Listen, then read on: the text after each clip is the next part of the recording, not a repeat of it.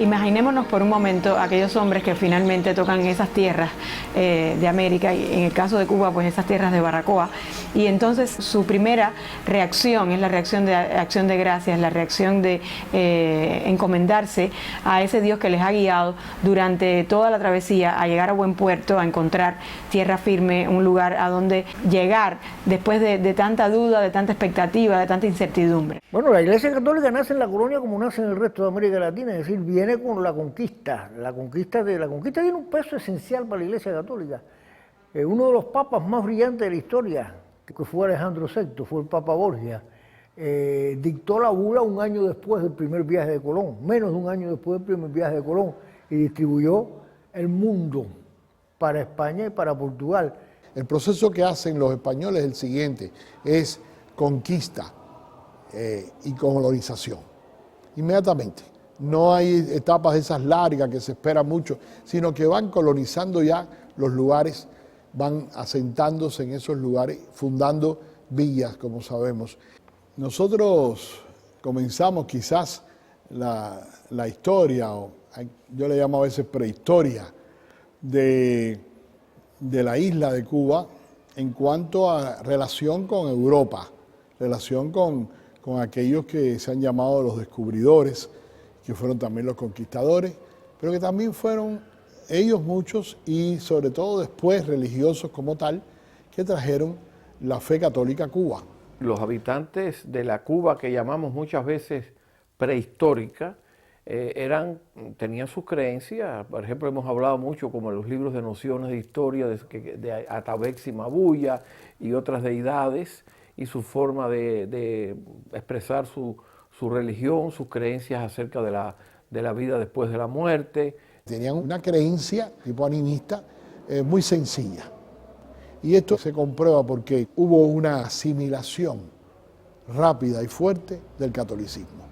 Bueno, yo no diría que lo asimilaron, lo recibieron y con el tiempo lo pueden haber asimilado, pero al principio sencillamente se les habla acerca de un tema que ellos no podían comprender porque no tenían el trasfondo suficiente para poder hacerlo. Pero con el tiempo los que sobreviven y los que se unen vamos a decir, por el aspecto de relación entre hombre y mujer, allí pues entonces tienen que ser miembros de la iglesia que traen los españoles, la Iglesia Católica Romana, son bautizados, pero pensar que había un movimiento vamos a decir, de aculturación religiosa, eso lleva mucho tiempo. Este mundo español específicamente, ibérico, que es el que llega a América, y el que llega a Cuba concretamente, viene acompañado de la religión católica, y la religión católica tiene una de sus expresiones más importantes en cuanto a la liturgia a través de la misa. Es la expresión de sacrificio, ese sacrificio continuo, donde hay que rendir culto y al mismo tiempo poner a cuenta el estado del individuo con su Dios. Y los sacerdotes hicieron su mayor esfuerzo por evangelizarlo, y yo diría que algunos de ellos quedaron bien evangelizados, otros sencillamente aceptaron lo que traían los españoles como en América del Sur. Eso no fue así de un día para otro, ¿no? La iglesia en Cuba, muy diferente al resto de América Latina, nunca tuvo una gran preponderancia entre las clases más humildes de la población. En realidad la iglesia en Cuba no hizo lo que hizo en América, esa gran tarea de catequesis que hicieron las distintas órdenes religiosas en América. Aunque se habla casi siempre de las grandes heroicidades de los colonizadores españoles, los conquistadores españoles, en realidad, el gran mérito de la colonización y de la conquista en España se debe a las diferentes órdenes religiosas que monopolizaban el talento, la inteligencia, la cultura, y fueron los que realmente penetraron como un caballo de Troya dentro de las grandes culturas de América, o sea, la cultura mesoamericana, la cultura de los Andes. Vinieron sacerdotes de España, llegaron de órdenes religiosas, sacerdotes que no eran, algunos de ellos con una gran agresividad misionera, otros porque fueron enviados, ¿no? Enviados por las autoridades eclesiásticas, y algunos hicieron más impacto que otros, algunos fueron protectores de los indios, otros no, otros pues estaban muy contentos con el sistema de encomienda que se había creado para que los colonizadores se hicieran cargo de los nativos para ponerlos a trabajar. Pero es que eso se va a ir debilitando muy pronto, es decir, se va debilitando porque, como decíamos, la población nativa va desapareciendo. Los que vienen sí son católicos, ya católicos bautizados, católicos, algunos de ellos practicantes, y muchos de ellos también personas que fueron a buscar mejorar su condición de vida. No eran precisamente personas que iban con una agresividad misionera, pero se va creando una iglesia en Cuba, una iglesia española. Es decir, no estamos hablando de una iglesia cubana. No era una iglesia cubana porque todavía la nacionalidad no se había forjado. Hay lugares de estos que se han formado a partir de núcleos indígenas que han ido asimilando la fe católica y han pedido al obispo que les erija allí una ermita. Todas estas villas, una gran mayoría de ellos tienen pues ya títulos católicos. Nuestra Señora de la Asunción de Baracoa, San Salvador de Bayamo, Santa María de Puerto Príncipe, Nuestra Señora de la Santísima Trinidad, Santi Espíritus, San Cristóbal de La Habana, Santiago de Cuba, Santiago Apóstol, Santiago de Cuba. Así que, y después está otra que es San Juan de los Remedios o del Cayo.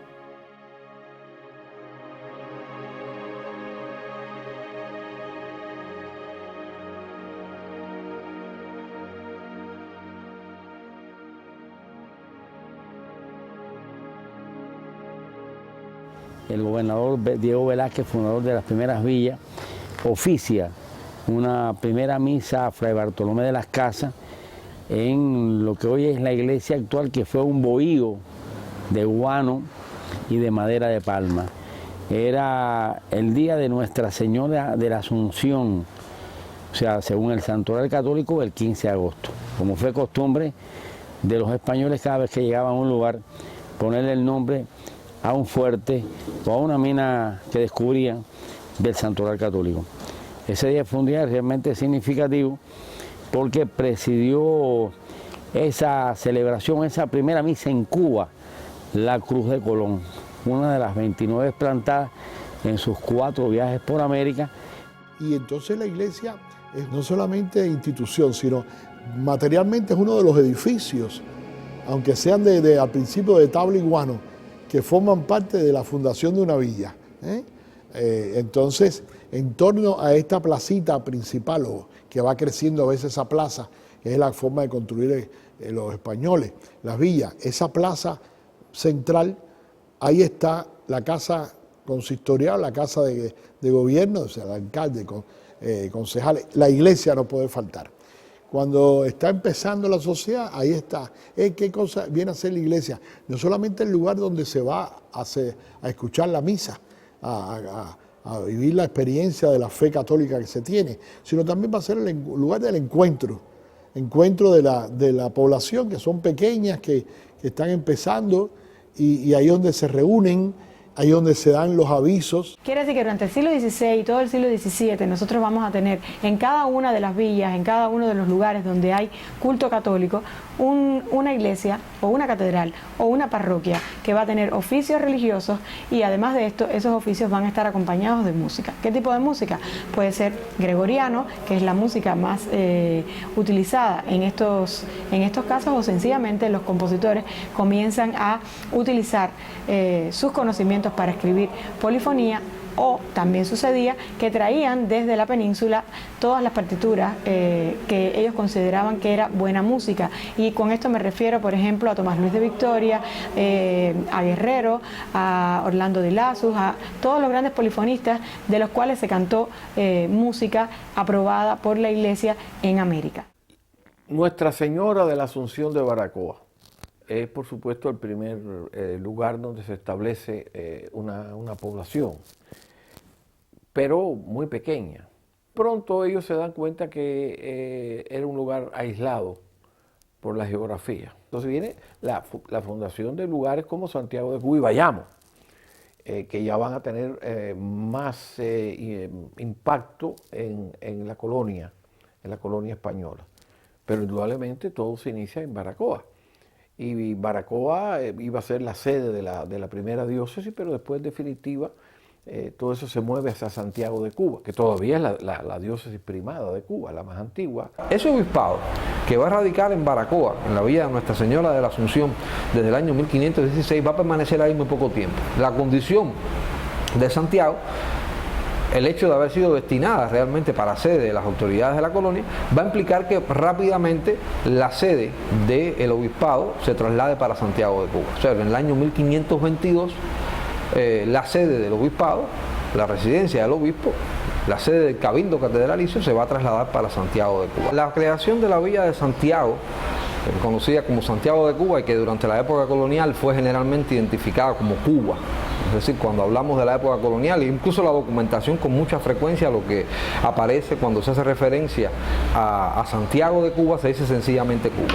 Fue fundada en el año 1515 y va a ser realmente la última villa fundada en todo ese periplo fundador de poblaciones que caracteriza la primera fase de la conquista y colonización de Cuba. Eso implica, por supuesto, que la llegada de la iglesia propiamente como institución a la villa de Santiago coincide con el momento de la fundación de la villa. O sea, este es algo que debe tenerse siempre en cuenta. El proceso, el ritual fundacional de una villa siempre estaba acompañado, en el caso de las costumbres españolas, por supuesto, por actos como la celebración de una misa, la celebración de un primer cabildo, etcétera. Por tanto, la propia creación de la villa implica ya la presencia de la iglesia propiamente. Santiago va a ser originalmente, bueno, desde el momento de su fundación, la sede de las máximas autoridades coloniales, de la Casa de Fundición, etc. Esto ocurre durante la prelacía del segundo obispo que tuvo la isla, el obispo de origen flamenco, Fray Juan de Huite, un dominico, que nunca va a estar en Cuba, nunca va a llegar a Cuba realmente, pero que en el año 1522 va a elaborar el documento que podemos conocer como las elecciones del obispado de Santiago. Es el documento con el cual se crea el cabildo eclesiástico. Fue el primer cabildo eclesiástico que tuvo el obispado de Cuba. La aparición, o el hallazgo, mejor todavía, de la imagen de Nuestra Señora de la Caridad, según los cálculos que hemos hecho a partir de la declaración que hace Juan Moreno, a la edad que tenía y refiriendo que tenía 10 años, bueno, eso nos ha dado la cifra 1612. La tradición, y él mismo así lo declara, que Rodrigo de Hoyos, que podía leer, vio que en la tabla decía: yo soy la Virgen de la Caridad. Bueno, esto impactó muchísimo a aquellos que ya tenían conocimiento por la fe católica que habían ido recibiendo de quién era la Virgen María. Por eso la veneran inmediatamente. La devoción a la Virgen de la Caridad fue calando fuerte en nuestro pueblo, en la devoción del pueblo. En ella confluyen, diríamos, todos los elementos que lo conforman, desde el punto de vista religioso, desde el punto de vista social, desde el punto de vista cultural. La ha venerado y la siguen venerando los descendientes de indios, los descendientes de españoles, los descendientes de africanos, en todo este proceso de formación de nuestro pueblo cubano. Ella ha ocupado un lugar muy importante en esa, diríamos, formación de la nacionalidad, porque hay elementos que destacan, que distinguen a los pueblos. Y en este caso nuestros pueblos de América, como otros, pero en América que hay tanta devoción a la Virgen y cada país tiene una devoción a la Virgen María, pues para nosotros fue como un darle forma también a esta condición de cubano, independientemente y con todo el respeto a las formas de pensar y de creer o no creer. La Virgen de la Caridad se ha convertido a través de los siglos, desde el siglo XVII hasta nuestros días, en uno de los símbolos que representan al cubano. Y todo esto fue llevando entonces a un deseo grande de los creyentes católicos de toda Cuba, primero representados en los mambises, en un grupo considerable de mambises, al frente del cual estaba el general Jesús Rabí, que pidieron al Papa, entonces Papa Benedicto XV, le pidieron que nombrara a la Virgen de la Caridad como patrona de Cuba, de los cubanos. Hubo todo un movimiento en la década, sobre todo del 30, un movimiento fuerte de deseo de construir un templo nuevo, y que en una buena parte se hizo a través de una de una gran colecta nacional. Se hizo como algo verdaderamente del pueblo cubano, creyente, y que así se pudo edificar lo que hoy en día es el templo más preciado, más querido, diríamos, de la iglesia cubana, la iglesia católica en Cuba y de tantos cubanos. Sí, para nosotros es una bendición de Dios, la Virgen de la Caridad.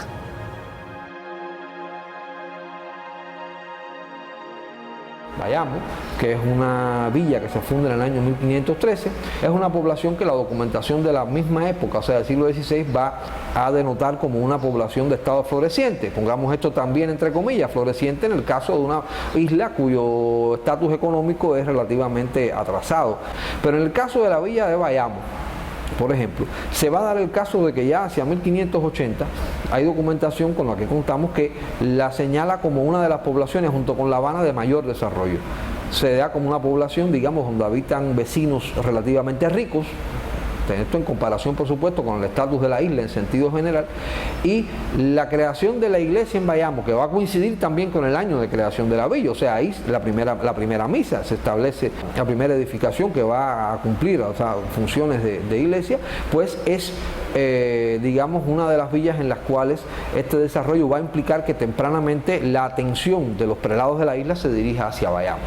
¿Qué significa esto? Significa que en 1580 ya sabemos que el obispo Juan del Castillo, por ejemplo, está intentando trasladar la sede del obispado hacia Bayamo, o sea, sacarla de Santiago de Cuba y colocar la sede del obispado en Bayamo. Estos son intentos que después se van a seguir desarrollando paralelamente a los conocidos intentos por trasladar la catedral hacia La Habana. Así, por ejemplo, el conocido episodio del secuestro del obispo Juan de las Cabezas Altamirano en Bayamo a inicios del siglo XVII coincide con una estancia de este obispo en esa población de Bayamo, tratando de verificar las condiciones materiales que existen en la villa para llevar adelante el intento de traslado de la catedral de Santiago de Cuba hacia Bayamo. Porque en Bayamo la iglesia había recibido un legado grande para la época de uno de los vecinos más ricos de Bayamo, el capitán Francisco de Paradas, que había como por legado testamentario le había donado a la iglesia propiedades altamente valoradas, y el obispo Juan de las Cabezas sencillamente había ido ahí, entre otras cosas, a valorar el estado de esas propiedades para ver si podían servir, digamos, como fundamento económico para el traslado de la catedral a Bayamo. O sea, los orígenes de la iglesia en Bayamo están también vinculados con el estatus de la población en relación con los circuitos comerciales.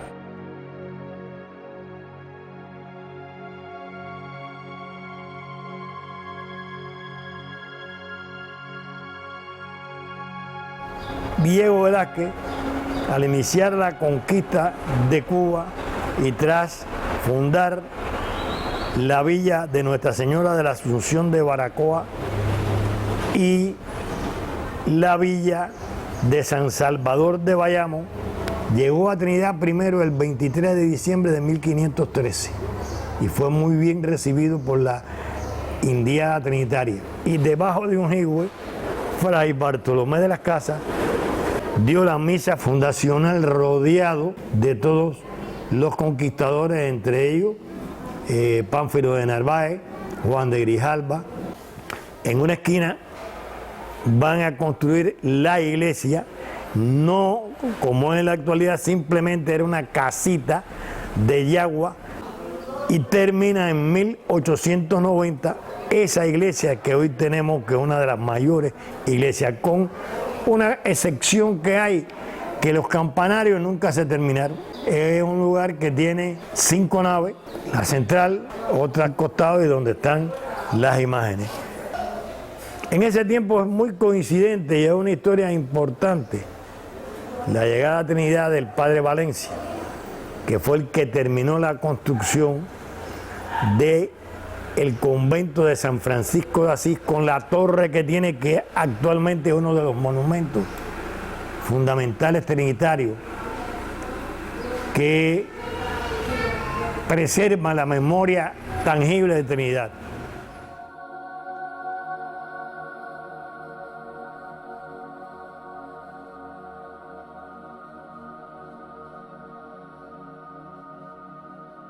La fundación de Espíritu en la primavera de 1514 en el lugar conocido por Pueblo Viejo, contó desde el momento inicial con una iglesia católica. Una iglesia católica que era de guano y de tabla. Allí el padre de las casas dio el sermón del arrepentimiento, que según todos los historiadores, entre ellos Hortensia Pichardo, fue allí precisamente a Santi Espíritu, que le cabe la gloria a Santi Espíritu de haber dado el primer grito en contra de las encomiendas. Y el centro era la parroquial mayor. Entonces también un bohío que se reedificó varias veces, hasta 1680 que se hace la actual parroquial mayor de Santi Espíritu, que es la que aún mantenemos.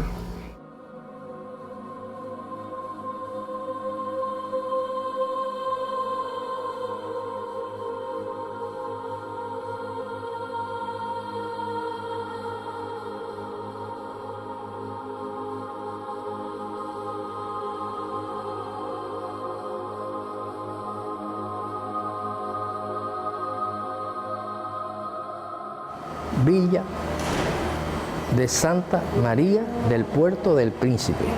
Ese es el verdadero nombre que se le pone a la villa en el año de su fundación, en 1514. La provincia de Camagüey, a todas luces, es una región que difiere del resto de las regiones de Cuba y de las antiguas provincias, sobre todo en varias cuestiones, sobre todo en el aspecto de lo que constituyó su fuente principal económica, las características sociales que se derivan de ella y su religiosidad católica. El catolicismo tuvo una fuerza mayor entre sus clases, digamos ilustradas, ahí mucho mayor que en el resto del país. Muy temprano en el siglo XIX, la metrópoli decide trasladar la audiencia real de Santo Domingo, que ha estado primando desde al principio de la colonia, y estaba subordinada, era la que regía, era como decir el Tribunal Supremo para todas las Antillas, incluyendo Cuba. La traslada de Santo Domingo para Camagüey. Esta oligarquía va a ser en mayor medida que las otras, van a practicar el catolicismo, van a ser católicos militantes. Pero van a ser unos católicos militantes con una autonomía dentro de la jerarquía eclesiástica, porque van a estar siempre en discrepancia con la jerarquía católica, que es siempre española e integrista, porque ellos son realmente, desde muy al principio, en Camagüey se producen movimientos independentistas, anexionistas, independentistas, Rayo Bolívar, etc. Pero en Camagüey esta oligarquía desde un comienzo está muy marcadamente antiespañola y anticolonialista. Y por tanto, a pesar de que eran católicos, no admitían la política de la Iglesia Católica Española, en esa contradicción. Incluso ellos fundaron muchas congregaciones y las congregaciones las dirigían las propias damas camagüeyanas, hijas de grandes familias, etcétera, etcétera.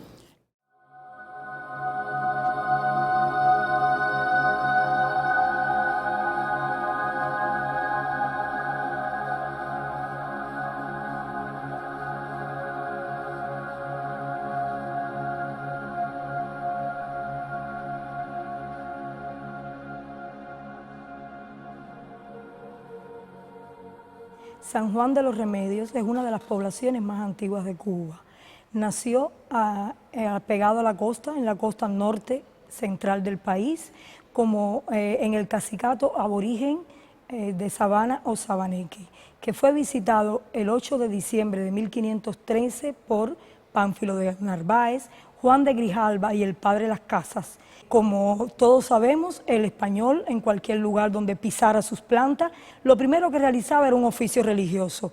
Por tanto, este punto hacia la costa norte que germinó o que engendró lo que es hoy la ciudad de San Juan de los Remedios, fue el lugar, o el primer lugar, en lo que hoy es la provincia de Villa Clara, donde se predicó el Evangelio, hace ya 500 años.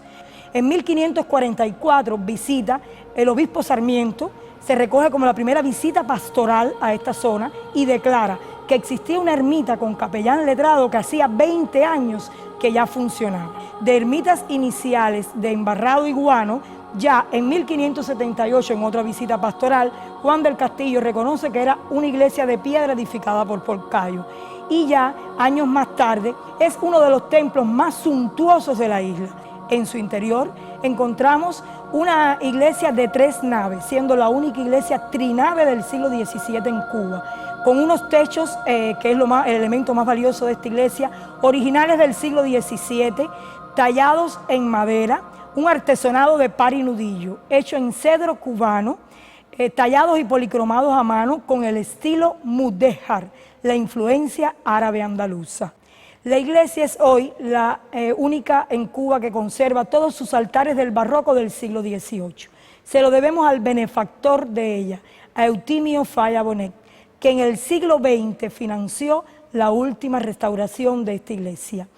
Y allá por el día 20 o 21 de octubre de 1943 llegó Falla Bonet a Remedio. Y entonces le dijo al padre Luis, quiero que me deje restaurar el templo a mis expensas. Por mí puede empezar ya, pero tiene que ir al obispo de Cienfuegos, que es el que puede autorizarlo. Si no, entonces el obispo le iban a arreglar una iglesia, sin él tenerse que gastar un centavo, era preguntarle a un muerto si quería resucitar. Enseguida dijo que sí. Dijo, yo lo único que quiero es que no me apremien el tiempo que yo necesite. Como si son 50 años, le dijo el obispo. Y comenzó a arreglar la iglesia. Este millonario y filántropo cubano llevó a cabo desde 1944 a 1954 una majestuosa obra reconstructiva en esta iglesia para devolverla a su periodo de mayor esplendor, que había sido el siglo XVIII, y conservar en Cuba al menos un exponente de ese glorioso siglo de las luces que ya se había perdido en el país. Por eso es que hoy encontramos en su recorrido 9 altares barrocos, 8 con la modalidad del barroco salomónico, y el principal que muestra al público espectador majestuoso y muy bien conservado. En este retablo encontramos en la parte superior al patrón de esta villa, San Juan Bautista, custodiado por 2 ángeles. En el centro, María de los Remedios, porque la ciudad lleva como nombre San Juan de los Remedios. También Remedios tiene algo que lo hace atípico. Somos la única ciudad de Cuba que posee 2 iglesias católicas en una misma plaza, en su plaza central, incumpliendo las normativas de la corona que estipulaban que se hiciera una plaza y una iglesia. Remedios tuvo 2 iglesias en una misma plaza. ¿Qué ocurrió para que esto se hiciera realidad? Pues en el año 1600 fue encontrada en nuestra bahía por 3 pescadores que estaban trabajando entre los restos de un naufragio, una caja flotando. Dentro de esta caja venía una escultura de María. Fue revisada por los pescadores y no traía ningún nombre, ninguna advocación. Solo detrás de su cuello decía Barcelona, lugar donde debe haber sido hecha esta escultura.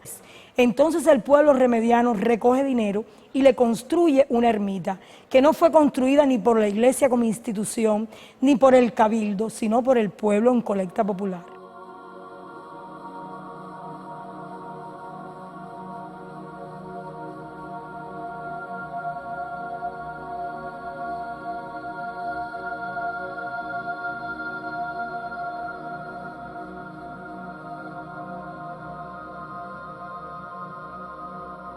A La Habana la convierte en capital de la isla el peso que tiene el paso de la flota por La Habana después del año 43, después de 1543, es decir, a mediados del primer siglo de conquista. Eso hace que La Habana se convierta en la capital económica y el centro de la vida económica de la isla es la flota. Con el tiempo, en el periodo colonial, La Habana va a ser también el lugar, va a ser en realidad el lugar de residencia del obispo. Muchos obispos residían en La Habana. Y a veces cuando hablamos de ellos casi que parecen ser obispos de La Habana, cuando en realidad eran obispos de Cuba, con sede en Santiago de Cuba, pero con residencia en La Habana. Aunque la creación del obispado data de 1522 y por tanto el obispo reside oficialmente ahí junto con el cabildo eclesiástico, desde muy temprano van a surgir aspiraciones por parte de los prelados de trasladar la sede de la catedral hacia poblaciones que tuvieran un estatus, digamos, económico más favorable. Por tanto, tempranamente van a comenzar a surgir las aspiraciones a trasladar el obispado bien hacia La Habana, que tempranamente va a comenzar a despegar como la principal población de la isla.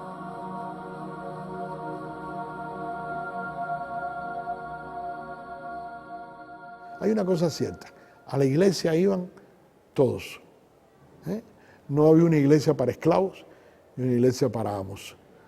Los que iban donde habían, donde se podía ir a la iglesia, iban tanto los amos como los esclavos.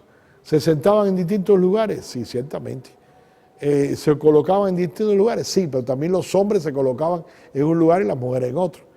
Eso era cosa de costumbre, de cultura. ¿Se enterraban dónde? En las iglesias y en los alrededores de la iglesia. No había un cementerio para esclavos y un cementerio para amos, sino que habían zonas dentro de un mismo territorio. Al interior de los templos, en los entierros estaban también jerarquizados, por decirlo de algún modo. No era lo mismo ser enterrado, digamos, a la entrada del templo que ser enterrado en un lugar que se encontraba cerca del altar mayor, o sea, por la connotación que tenía dentro del espacio sagrado de los templos. Existían tarifas para esto. Existen croquis que muestran el interior de una iglesia donde se denotan exactamente los distintos lugares que están destinados a los enterramientos, y el sínodo diocesano de 1680 incluso dejó bien claras cuáles eran las tarifas que existían para ser cobradas para las personas que requerían ser enterradas al interior de las iglesias. Incluso esto generó prácticas como que las personas, incluso con mucho tiempo antelación a su muerte, o sea, siempre que ya podían, separaban, digamos, adquirían un lugar en el interior de la iglesia donde sabía que iba a ser enterrado él, iban a ser enterrada su familia. Esto incluso estaba acompañado de determinados rituales simbólicos mediante el cual la persona que iba a ser enterrada ahí, digamos, simbólicamente se adquiría, ¿no?, la propiedad o la prerrogativa de ser enterrado en ese espacio. Lo cierto es que a lo largo de siglos esta práctica subsistió en Cuba. Evidentemente, además del significado que tenía para el creyente, para el fiel, ser enterrado en ese espacio, lo cual también se consideraba una especie de garantía, ¿no?, de tránsito más fácil a la vida ultraterrena. En el siglo XVII, en 1680, se hace el primer sínodo de la iglesia en Cuba. Y es un sínodo que va a organizar a la iglesia, que le va a dar forma y estructura ya más firme a la iglesia católica en Cuba. Y hay capítulos completos dedicados al trato con los esclavos. Y hay incluso un acápite que dice que todos somos ante Dios cristianos y ambos tienen que responder a la fe. Eso le da como un estilo de igualdad. Después en la práctica no se cumple exactamente. Hay voces que reclaman el buen trato al esclavo, pero muy poquitas que digan acábese con la esclavitud. Para eso hay que esperar al siglo XIX sobre todo, con figuras como Espada, como José Agustín Caballero, como el mismo Varela. Es la época de personajes con distintas ideas, pero que sí tenían un sentido de nacionalidad. Mira, por ejemplo, se habla mucho del obispo Pedro Agustín Morel de Santa Cruz, del siglo XVIII, que era dominicano. Lo que pasa es que fue muy temprano a trabajar en Cuba y lo vemos como uno de los primeros historiadores. Ya, en realidad, si vamos a decir qué aporte hace a la cubanía, digamos, ese gran personaje, Pedro Agustín Morel de Santa Cruz, sí, porque en el sentido de que resistió la presencia de los ingleses cuando los ingleses dominaron la isla, o la parte occidental, sobre todo La Habana. Pero eso no quiere decir que él estaba precisamente promoviendo ya la nacionalidad cubana. Era un obispo español, nacido en La Española y con trabajo en Cuba. Pero yo, por ejemplo, si tú me preguntas qué es la figura más importante, y esa es una opinión personal, de la iglesia en el siglo XIX, yo diría que el obispo Espada. Porque sin el obispo Espada, ¿qué influencia podía haber tenido Varela? ¿Qué influencia podía haber tenido José Agustín Caballero? ¿Cómo podía haberse desarrollado dentro de los esquemas de la época, ¿no?, el seminario de San Carlos y San Ambrosio? Es decir, que él es el que abre puertas. Es el que abre puertas y su largo episcopado va a dejar una huella en la iglesia que no lo pudo dejar Varela. Mira, el obispo Espada es un obispo que viene de una España donde está en un movimiento fuerte de todo lo que es el liberalismo, el enciclopedismo. Han surgido las sociedades patrióticas de amigos del país, y él viene con una mentalidad así, muy abierta, liberal en el buen sentido de la palabra. Es un hombre ha estudiado mucho, un hombre muy conocedor, y va a ser uno de los pastores de los obispos más relevantes de nuestra historia. Incluso Martí llega a decir de él, aquel obispo español que nos quiso bien. O sea, un hombre con mucho cariño de su diócesis, y con todas esas ideas renovadoras, innovadoras. Tomás Romay, como un gran colaborador de él, le presenta todo el proyecto de la vacunación. Entraba la vacunación por primera vez acá. La vacunación era por la viruela, que es la primera vacuna que se implementa. Primero en Inglaterra y después aquí, claro, la van poniendo. Bueno, pues Espada, enamorado de esta idea, dedica su visita pastoral para que en los momentos en que confirma, por un edicto de él, en el momento que se confirma, se le pone la vacuna al niño. Y va a ser el gran promotor de muchas cosas, de la educación, de las artes, incluso de la sanidad. Es el que manda a cumplir el edicto que se había hecho ya en España de que se acabaran los enterramientos en las iglesias, y crea el primer cementerio general que terminará llamándose Cementerio de Espada en honor a él, donde fue enterrado cuando muere Espada, y lo llevan a enterrar aquí por la punta. Eso lo escribió el mismo Luz Caballero, por la punta, la zona por allí. Los estudiantes le quitan el féretro al clero que lo llevaba, y son los que lo llevan hasta el cementerio. Un signo de que había una admiración muy grande hacia él. Para hablar del padre Varela, no podemos nunca obviar lo que él quiso ser y cuál fue su principal proyecto de vida. Indiscutiblemente, como se dice, desde la adolescencia, ya él quería ser un sacerdote, quería seguir la carrera eclesiástica. Un hombre dotado de una gran inteligencia, un hombre que sin quererlo tuvo que entrar en el mundo de la política, empezando por la Constitución. Implicaba muchos avances en el pensamiento político de entonces, sobre todo porque ponía a la monarquía española de forma constitucional, echando a un lado todo absolutismo. Y a partir de eso, Varela se convierte entonces en un gran maestro de juventudes. Sin embargo, Varela después, por las distintas situaciones que le van surgiendo, los enfrentamientos que tiene que hacer precisamente con el poder real absolutista de Fernando VII, Varela se radicaliza y entonces piensa que no hay otra solución para Cuba que la independencia. Varela es un demócrata, supo asimilar muy bien el sistema democrático de Estados Unidos, donde él vivió, donde él trabajó, y es importante decirlo, donde nunca dejó de ejercer el sacerdocio, donde ejerció el sacerdocio de una manera heroica.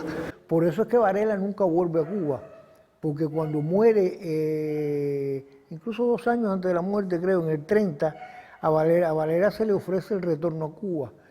Y Varela decide no volver, porque Varela está haciendo el habanero desde Nueva York.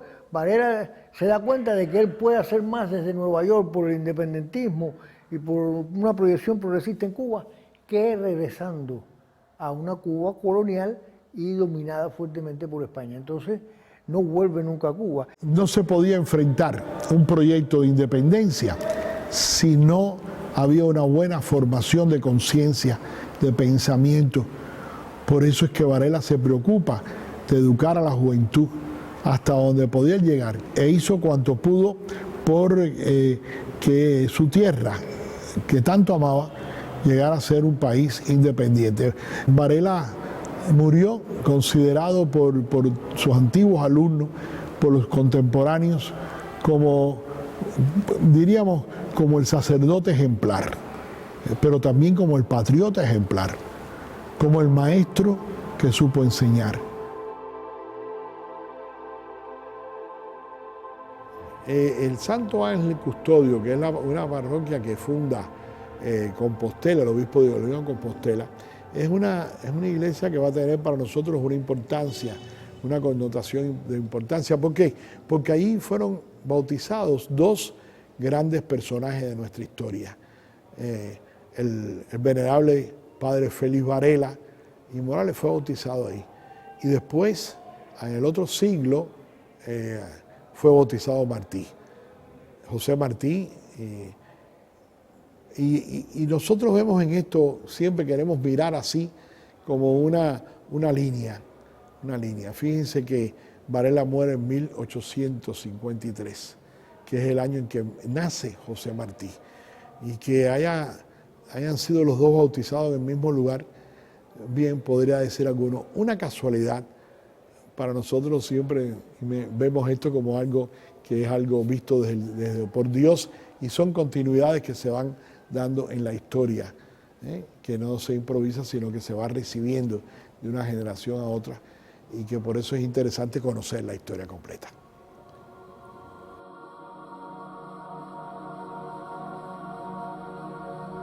Esa iglesia que tú conoces o que puedes conocer con una posición positiva o negativa, progresista o conservadora, ante un efecto político y social de una realidad histórica que se venía formando, nada de eso existe antes del sínodo diocesano y antes de los grandes obispados: Compostela, Jerónimo Jiménez, Morel de Santa Cruz, Espada y Landa, que son los grandes obispos. Es decir, hay un periodo de desorden, hay un periodo de reordenamiento y de florecimiento, y después hay otro periodo de retroceso, pero ya más institucionalizado, que es en el siglo XIX, después de la muerte de Espada.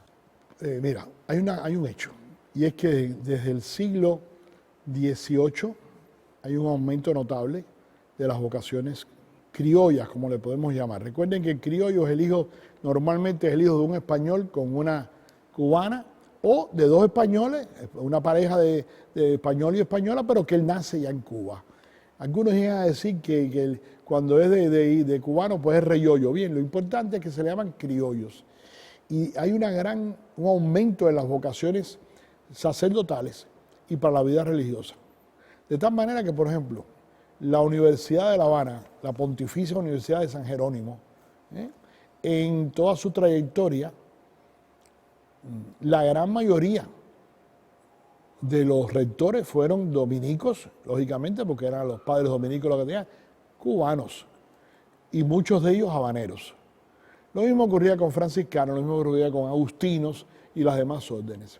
En el siglo XIX, después que muere Espada, el siglo XIX, y después que pasa toda la ola esta primera del independentismo, de las Cortes de España, de Varela en España, que es un sacerdote, de José Agustín Caballero, que era sacerdote también, es decir, la corona española se percata de que tiene que reforzar su presencia eclesiástica y empieza a cerrar seminarios y a eliminar, busca la forma de eliminar el clero criollo que se había ido formando en la isla y enviando clero español. Es decir, hay un crecimiento de clero criollo. Además tenía la experiencia, por ejemplo, de México con Hidalgo y Morelos y otros muchos sacerdotes que en la independencia latinoamericana se habían radicalizado al lado de los pobres y de la reclamación de independencia y de los indígenas y eso. Y entonces España refuerza su presencia ideológica en Cuba a través de la iglesia. Cuando la iglesia se entra en el siglo XIX, en el siglo, o sea, ya avanzado el siglo XIX, e incluso en el XX, e incluso cuando llega la revolución, la iglesia lo que va a tener es muchas propiedades urbanas, edificios, apartamentos, casas, las órdenes conservan eso. No entramos en la República como una iglesia que podríamos llamar latifundista, no tenía, la iglesia no tenía eso. Entonces la iglesia ya se convierte en un instrumento abierto del colonialismo, de la corona. Y la prueba más grande es que todo el periodo, la última guerra de independencia, la guerra de independencia, se produce bajo un bombardeo muy fuerte de los obispos, del obispo de La Habana sobre todo, ya era un obispado de La Habana hacía rato, que era Santander y Fruto, que fue que además reclamó y defendió totalmente a todas las acciones coloniales, y además que criticaba de bandidos al ejército libertador y todo eso. Tal es así que hay que quitarlo, enseguida la iglesia tiene que retirarlo. Cuando se produce la ocupación norteamericana tiene que retirarlo, porque no hay forma de que se quede aquí y que pueda sostenerlo aquí. La iglesia llega un momento que llega a perder todo, prácticamente lo que tiene. Porque en el siglo XIX, en la primera mitad del siglo XIX, empiezan las llamadas leyes de desamortización y exclaustración. Leyes liberales de los gobiernos liberales de España, que bueno, que decía Martí, liberales en España y conservadores en Cuba. Pero bueno, me refiero a que con respecto a la iglesia, sí expropiaron, sí fueron quitando, hubo etapas en esto, donde se le expropió a las órdenes religiosas, primero una parte, después llegaron a expropiarle todo, y se ponían en venta a los hacendados y demás que quisieran comprar estos lugares. El extremo ya de todas estas leyes de desamortización fue la exclaustración, es decir, la obligación de abandonar los conventos por parte de las órdenes religiosas, o de quedarse, pero haciéndose seculares, haciéndose clero secular. Se acabaron los dominicos, los franciscanos, los agustinos, los mercedarios, los belemitas, todos fueron, o se quedaban haciéndose seculares, o se tenían que ir de los territorios.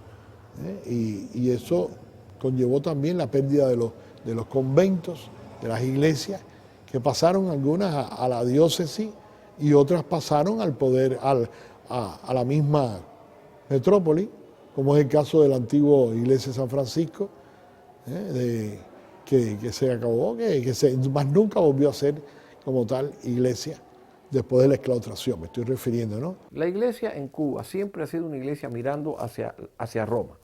No es una iglesia católica con cierto énfasis nacional, como por ejemplo la iglesia de Alemania o de Francia, que han surgido movimientos dentro del catolicismo mismo, pero que con un sentido de nosotros tenemos nuestras propias ideas. La iglesia ha aceptado siempre lo que ha venido de Roma.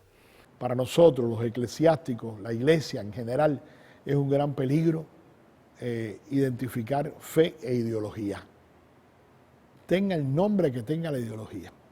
Empezando porque la iglesia todavía entendía que la monarquía era el mejor sistema de gobierno. Pueden decir, ay, pero no esto, aquello y lo otro. No, es que había temores con la república, había temores con todos estos movimientos que, en definitiva, se habían tenido enfrentamientos con la misma iglesia, era porque habían posturas que después la iglesia va cambiándolas. Pero siempre nos pueden sacar aquello de que si León XIII mandó una bendición para las tropas que venían a combatir a Cuba, porque precisamente se veía en la monarquía el gobierno, o el estilo, el sistema de gobierno, donde se conservaba aquello de la reforma.